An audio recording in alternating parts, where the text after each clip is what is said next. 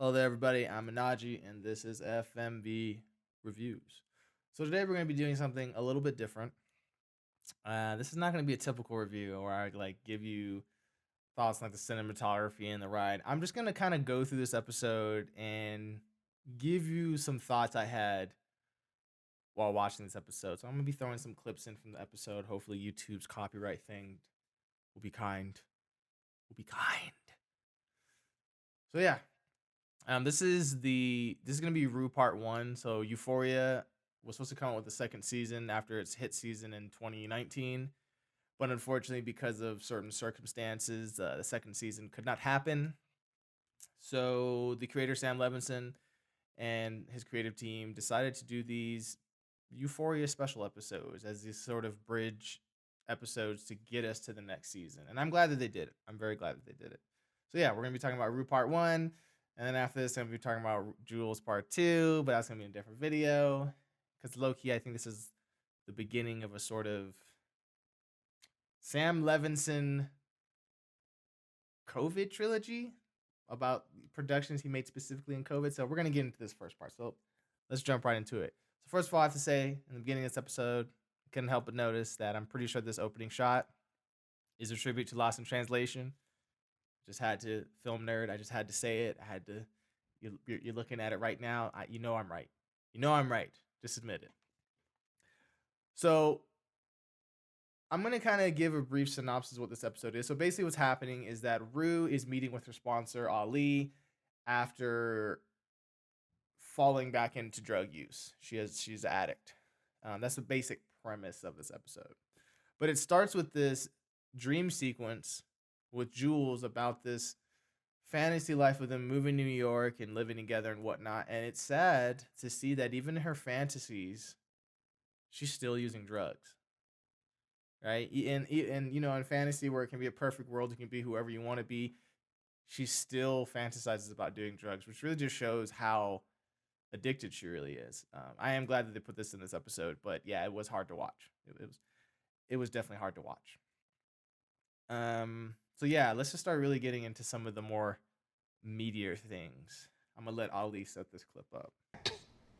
Is the disease of addiction. It is a degenerative disease. It is incurable. It is deadly. And it's no different than cancer. Okay, so I will say that in my lifetime, my values on addiction has changed. When I was younger, I used to see addiction very black and white. I would say in the West too, we tend to see drug addiction as like more of a moral failing than a mental, physical, spiritual sort of disease. This loop of addiction, it's something that just captures a lot of people. It could be due to life circumstances, but my views have shifted. I'm a lot more sympathetic. I've recognized my own sort of battles with addiction and how hard it is. It's not a moral thing. You could be the greatest person in the world and still be an addict. So yeah, I hope people are more sympathetic to the fact that it's not a moral failing and they're not alone, and that maybe we can get rid of some of this shame that unfortunately keeps people in the cycle of addiction. Of course, in terms of dealing with addiction, you were gonna have to get into the topic of religion. So take it away. I don't believe in God. Guess what? God doesn't give a fuck if you believe in him. He believes in you. I don't know. That sounds good, but it doesn't really mean anything. Of course it means something. If God didn't believe in you, you wouldn't even still be breathing. So you're saying the reason my dad died is because God didn't believe in him? Okay, so religion. I would say the millennial generation, at least the vibe that I get of it, is I don't think we're a particularly religious bunch. I even think Gen Zers are probably even less so. And I definitely think that has to do with technology and whatnot. But one of the downsides that I think of losing, maybe not even religion, but like spirituality, and I can see why. So I think in this clip, it's a perfect example of sometimes religion can disconnect you from the humanity of someone, right? Rue in this moment is looking to connect with somebody, and she's not someone who's religious, and unfortunately Ali is not recognizing that, so he actually ends up kind of pushing her away because I think there is a case for why certain people are atheists, because there is a lot of terrible things in this world, and if there was like this benevolent God, which I'm not to say if there is or is not, I'm not one to judge, but if there was a benevolent God, why are there so many bad, terrible things that happen in this world? And I think sometimes, even if you're someone who's religious, sometimes you have to remember to connect to someone on a human level, just the things that all humans struggle with of fear of death, wanting the best for themselves and the people that they love, and wanting to have a good life. And yeah, don't forget that kind of stuff when you're trying to connect with people. Because to be real, I think this episode gets into something that I think is pretty interesting, but I'll let them talk about it. Haven't you heard, man? Revolutions are no longer radical. What are you talking about? There's so many revolutions that everybody's a revolutionary. Tapped into your phones. Yeah, they read your likes. They predicted your moves and trapped your asses. You think you out here fighting a revolution? A true revolution has no allies. It's just that simple. Okay, so in this clip, I think they do get into quite a bit.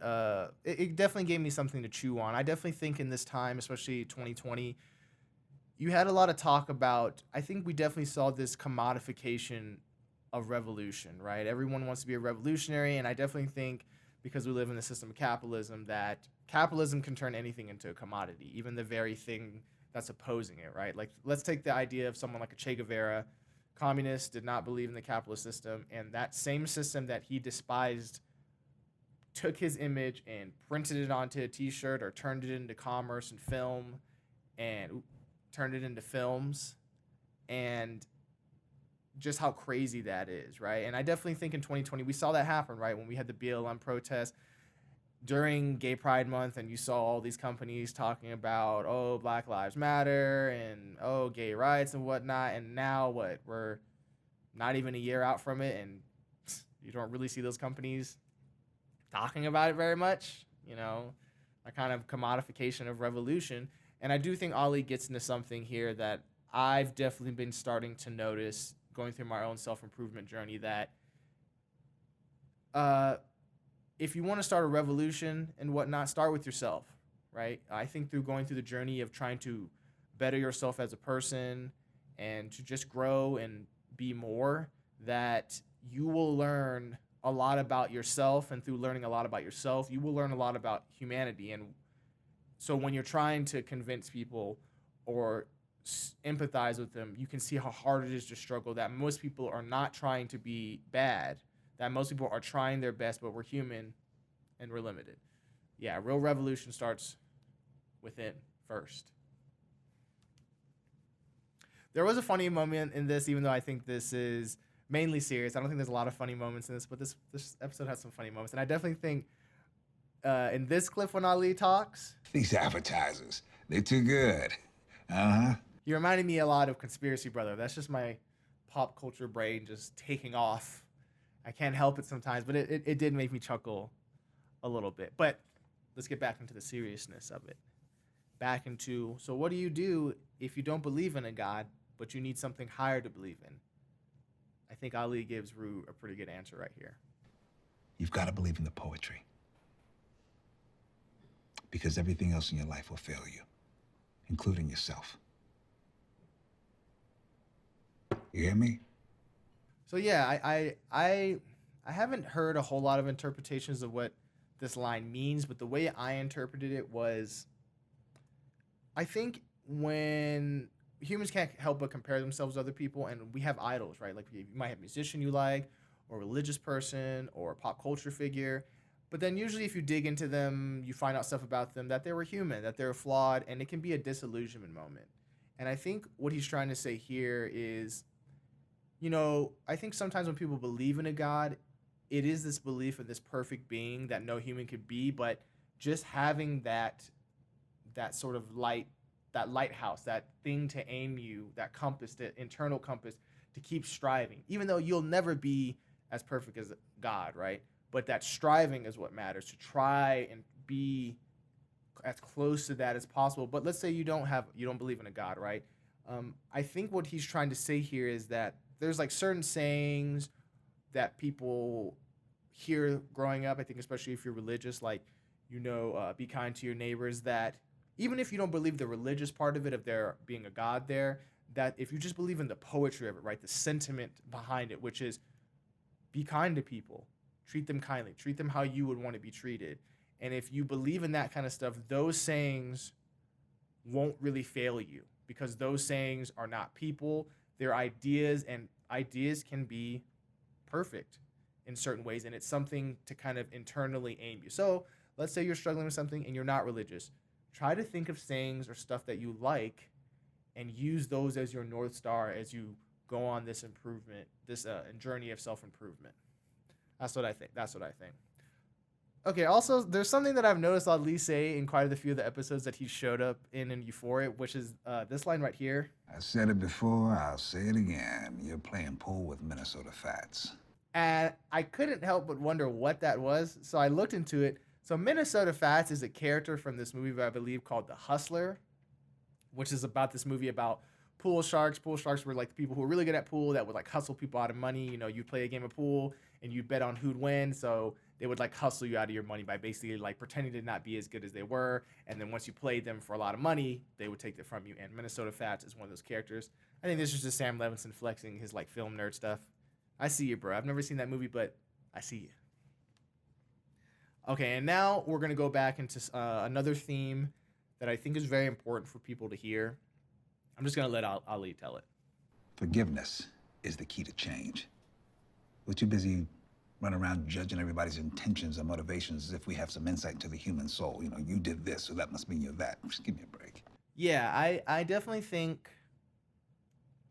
on my journey of self-improvement, I've started to realize how forgiveness is very important. I think people are really tough on themselves, and in turn, by being tough on themselves, they're tougher on other people. And I think forgiveness is something that we really need to start to embrace, to let it go, to forgive people, even if they don't deserve it, even if you don't feel like they deserve it. Forgive them if you can, because I think by forgiving other people, you learn to forgive yourself. How many things are you holding against yourself or saying to yourself or beating yourself up about that you probably don't really deserve? And I think learning to embrace the spirit of forgiveness is something that could really heal the spirit. And I think this goes into another idea that Ali brings up, something that I could see why, especially younger generations, maybe would not want to embrace something as corny as like forgive yourself. And I think he kind of says it a little bit here. No, you're not. Look deeper. Ali, that sounds like a tagline for a dumb fucking movie. So just because it doesn't sound cool enough to you, you're gonna settle for being superficial? That's unforgivable. Yeah, I would say to people, there are sayings out there that are corny that you probably heard growing a lot that you don't really want to hear. You're going, this is so cliche. But just because something is cliche or not expressed in a really cool, sleek, modern way does not mean that it does not have merit. There's a reason why there are certain sayings that have stood the test of time. So don't let the coolness of something blind you to maybe the truth of it all. Not all things that are cool are meaningful, and not all things that are meaningful are cool. So yeah, just stay open if you can. And now we're starting to wind down a little bit. But I think Ali has something that could maybe help humanity connect. Because I wasn't thinking. Okay, but that could just be the struggle of all human beings. What? Living up to their belief system. Yeah, I think as humanity, we have a lot of things that separate us: race, sex, politics, religion, nationality. But no matter where you come from, we're all struggling with just existing and not knowing the answer to anything. And I think if we focus a lot more on those things that connect us, maybe the world could be a better place. I know it's kind of hokey and whatnot, but I do dream of a world where we don't just overlook those differences. We learn to look at those differences, and because there's certain dynamics that are in the world that are problematic, and to look at it and recognize it and learn to forgive ourselves and to learn to forgive other people and really take accountability. And then maybe if we could do that, we can get to connecting and remember that we're all on this planet, we're all connected, and that we need each other. I would say that. And I think definitely on my self-improvement journey, this sentiment right here that Ali expresses is something that I think is that can be really important for someone to carry with themselves if they're on that journey of self-improvement. So I'll just let him tell it. The thought of maybe being a good person is what keeps me trying to be a good person. Yes. I think this kind of plays into the belief in the poetry of, I think some people are kind of going, I think when you're on a journey, right, especially self-improvement, you're going, well, when would I know I'm a better person? And I think that's less important than imagining the kind of person you want to be, or a sentiment or something you want to try to embody, and let that guide you. That you're not going to probably ever really have a moment where you go, oh man, I'm a better person now. You're just going to be on your journey, and probably what's going to happen is you're going to run into somebody you know, or run into a situation you've been into before, and either you're going to notice it or someone's going to point it out to you that you handled a situation differently than how they'd seen you handle things before, and that you handled it in a way that was positive. And I think just trying to hold on to that sentiment that if you can't, that the thought of trying to be a good person and chasing that is more important than waiting to be a good person. Don't wait to be a good person. Just start going for it from day one, and just keep striving. And no matter how much you stumble, just keep going. Just keep going. But I do like the fact that this episode gets into something that I know why they didn't tell us this as kids, especially if you're a millennial like I am. But this sentiment right here about drugs in particular. But I'm gonna let Ali express this. The thing I miss about doing drugs is the beauty. No matter what's going on in the world, no matter what's going on in your life, everything is gonna be okay. Okay, so as a millennial, and if you're one as well, you might be familiar with the DARE program. If you're a 90s kid, you definitely grew up with the DARE program, saying not to use drugs and stuff. I'm not saying that those sentiments are wrong, right, in terms of drug use, but I think one of the things that we would need to be more honest with kids, and I know why they're afraid to do it, and to be real, I don't know if people have ever really done this, but I think this would be positive, is that don't just talk about the bad things about drugs. Talk about why people, because when you're a kid and you're hearing that stuff and you're hearing like, oh, this is bad, and it says you're a bad person and it can ruin your life, why would people fall into this? Why would they start using drugs like this? By not expressing to them because it feels good, or because it's not all negative in that way, it helps to, it doesn't fully fill in the picture. So I have wondered at times if people from my generation have fallen into drugs because once they finally did drugs for the first time and felt that euphoric feeling, they maybe have had a moment of disillusionment of going, oh, they lied to me about this. They never told me how good this felt, you know? And I think if we just told people that right up front, that it would give them a more full-bodied picture and maybe make them more empathetic as to why people fall into addiction. But yes, drugs can be beautiful. They can make everything feel okay. And it could be anything. It doesn't even have to be drugs, right? It could be food for you. It can be sex, you know what I mean? Like any of those things. But knowing that in most things in life, there's like duality and there's grayness in them. And I would say that by acknowledging that, you allow yourself to see more of the picture and understand people more than normal. There's not a whole lot of music in this episode, but I did have to give special shout out to Labyrinth. The soundtrack for Euphoria is so memorable. Anytime you hear certain parts of it, it's just so interesting, instrumentation. And he does a cover. I'll let you guys listen to like 5 seconds. Okay, I have the copyright. Yeah.